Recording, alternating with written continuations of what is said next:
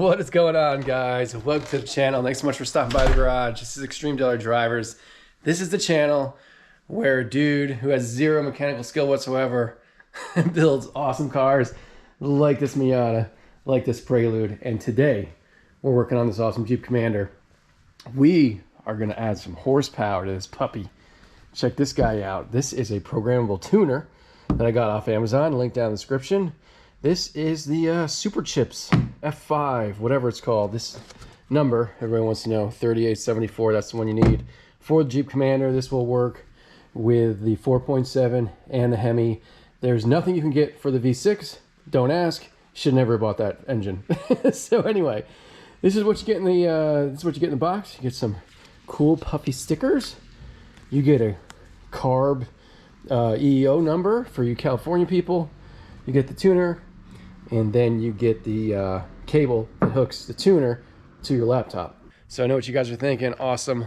Let's grab this guy, throw him in the Commander, and put an awesome tune on the car. That is not how it works. The first thing you have to do is go to the Superchips website. It's a terrible website, but you go there, you try to find updates. It's super difficult to do.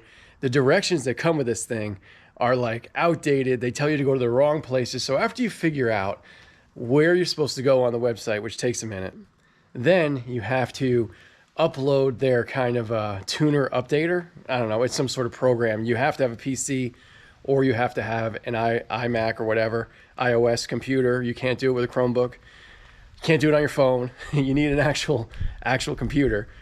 Once you upload their silly programming program, you then have to hook this guy up and scan for updates.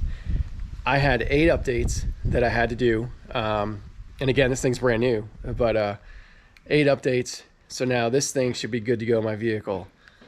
Just to give you an idea how long all that took, I did that yesterday. I started the process around 4 o'clock and I finished around 10:30 at night.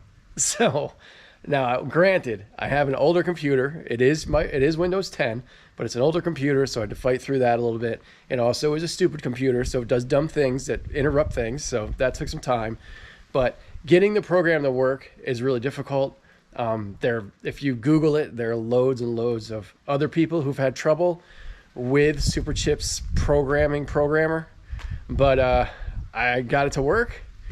So basically, we're ready to throw this in the car and see what we can do with it. All right, let's get this guy hooked up to the truck and see what happens. All right, I have the instructions here. I forgot to show you that in the beginning. These instructions are, man, they need to be updated. They're just inconsistent. They're also incorrect. But I have my laptop with me because somebody on jeepcommander.com did a write-up on this. Let's see how long ago it was. Back in 2015, but the instructions should still be good. And I do have this as backups. All right, so step 1, according to the directions, is plug this guy into your OBD2 reader. If you guys don't know, it's by your left knee underneath the dashboard. Real easy to find. All right, once you get your key in the on position, you'll be able to select a tune. So we want a tune vehicle. I'm following along here with the directions. So yes. And now it's reading our files. So this part here, what I think it's doing is it's copying the tune that's like from the factory onto this device, so that if you ever want to go back to the factory tune, it's stored. So this is really important right here, that A, you don't mess with the key, B, your battery doesn't go dead, or C, you disconnect this from the vehicle in some way. If you were to do that, I think you'd really be kind of SOL. You'd be in a lot of trouble. So what we're going to do is not move and wait for this to finish its upload. And we're at 20%. From what I've seen online, read online, this takes like 10 minutes. All right, that really did take just about 10 minutes. So now it's telling me to turn my ignition off. Let me set this down. Turn that off. Then it says hit OK when complete. Let's see what we get here. Turn ignition on. Turn it on. Press OK when complete.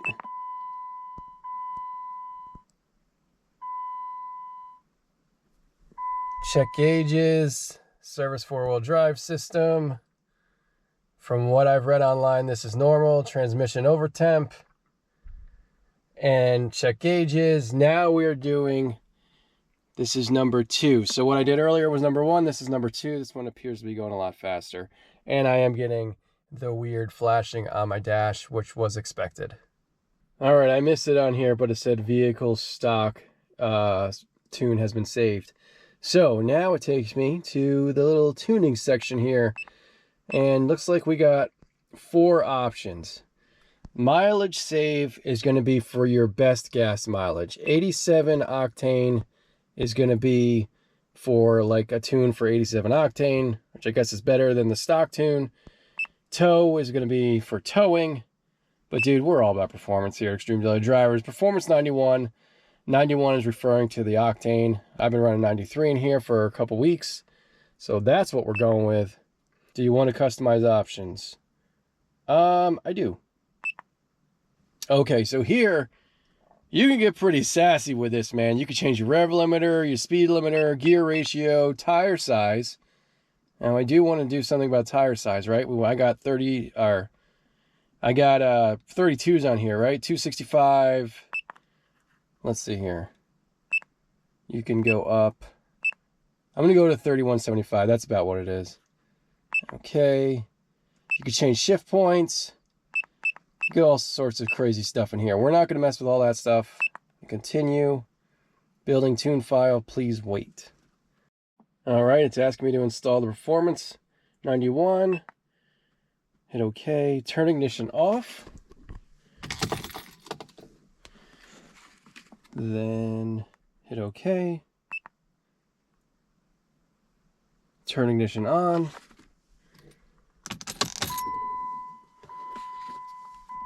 Hit OK.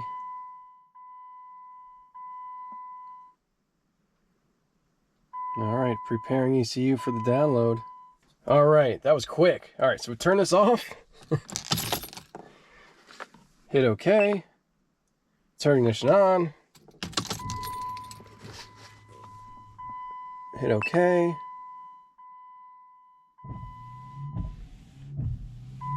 Wipers are going. I don't know why.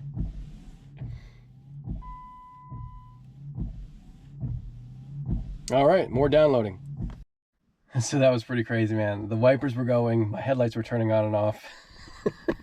I still have all this chaos going on over here, but it finished its upload. So turn ignition off. Press OK. Resetting, please wait. I hope that's a good reset. All right, turn ignition on. I hope this is it, man. I hope this is it. Press OK. Adjusting speedo. That's because I changed the tire size. Clearing DTCs. That's one of the things that this can do. Got some blinking lights there. Performance file. Awesome. I think we're good, man. All right, so all together, that took about 30 minutes. Now, it's time for the moment of truth. Let's see if it starts.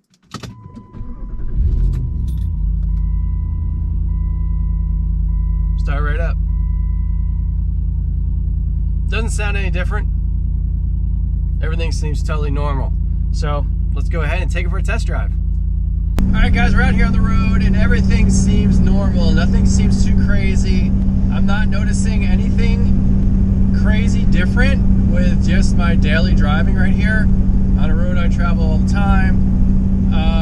Car's not acting strange. Everything seems accurate. I'm kind of letting the engine warm up a little bit before we actually kind of get on it. So, got a curve coming up here in a second. We'll get on it there. One thing I want to comment about, the reason I got this thing was for this tune. This car is incredibly lethargic stock. I mean, it's massively disappointing. So I'm hoping this tune wakes it up, makes it a little bit more fun to drive, and I get a little bit more out of the V8. All right, you guys ready?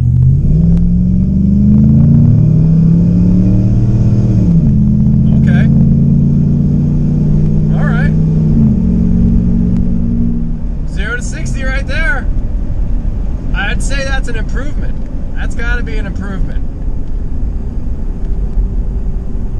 Pretty happy with that. All right, back from the store. Make sure you get your loved one a Valentine's Day card. But anyway, Superchips F5. I think it's worth the money. 360 bucks. You know, it says it's supposed to give you 20 horsepower. It doesn't give you 20 horsepower. Maybe it gives you 10. It's really not bad, man. It would be really hard to get 10 horsepower out of the Miata for 360 bucks. It would probably be more than that. So I think it's an upgrade. I really do. The best part is when you're going 40, which this car is in overdrive at 40 miles an hour. That is one of the things that's so frustrating about it. When you're going 40 miles an hour and you need to get up a hill, you need to pass somebody, you used to pretty much have to floor this thing to get it to downshift one gear to allow you to overcome the next car or to go up the hill. Now I only have to push the pedal down like a normal amount and it downshifts and the power's there. So that's a huge upgrade because the drivability of the Commander, like one of the worst things about it is the transmission. It just shifts in the dumbest points. It's in overdrive at like 35 miles an hour. It's so annoying, and it's all for gas saving purposes. You know, I mean, this thing weighs 5,000 pounds. It has a V8. It's shaped like a brick. It's never going to get good gas mileage. No one's buying this thing for good gas mileage. It's terrible. It's got terrible gas mileage. So I don't even know why they bother, right? It should be shifting. The gears should be way longer. The Superchips programmer allows you to actually change shift points. I don't know if I went over that while I was going through some of the features, but I was looking forward to doing that. But then I talked to my buddy Junior, who's a mechanic, and he's like, dude, you're going to blow your transmission if you do that. He already thinks the engine's going to blow up with this thing. So he's not big on Jeeps. So yeah, I'm not going to mess with it. So far, so good. I like it. I'm going to run the 93 octane tune for a while, and I may change to the 87 at some point. Try that out. I have read online that some people prefer the 87 tune to the 91, and not for gas saving reasons, just for performance reasons. So if you've done that, let me know down in the comments. Overall, the Superchips programmer is really kind of like a dated thing. Their software is awful. Their directions are outdated. But honestly, I didn't really have any problems. Like nothing really happened that screwed me. So I guess everything worked as it was supposed to. I didn't break a sweat on this video. I didn't get dirty on this video, but I did spend a lot of time in front of a computer for this video. I don't know which one I prefer. Let me know that down in the comments which one you prefer. But I guess that wraps it up, guys. I'll continue to use and abuse this vehicle as you know I do. And, you know, maybe in a couple weeks, couple months, I'll have a better kind of idea on how well the Superchips programmer works. But for now, I'd say get it. I'd say get it. Any kind of performance gain you can get out of your vehicle is worth it. And for me, paying a couple extra bucks for 93 and being able to wail on my Commander and have it move down the road faster is worth it. So anyway, thanks so much for watching. We'll see you next time. Take it easy.